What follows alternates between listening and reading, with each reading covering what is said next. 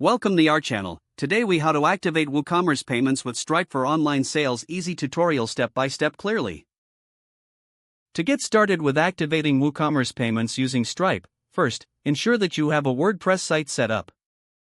Next, log in to your WordPress dashboard. From the dashboard, navigate to the Plugins section on the left-hand side. Click on Add New to search for plugins.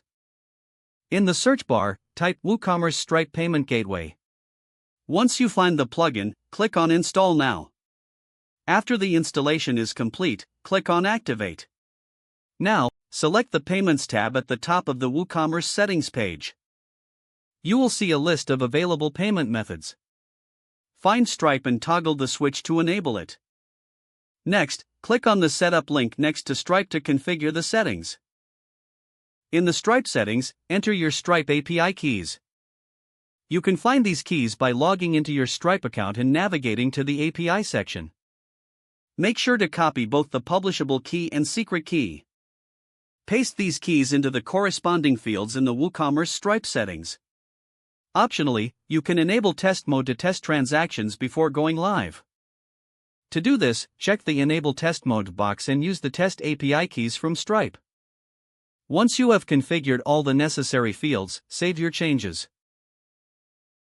After saving, it's a good idea to perform a test transaction.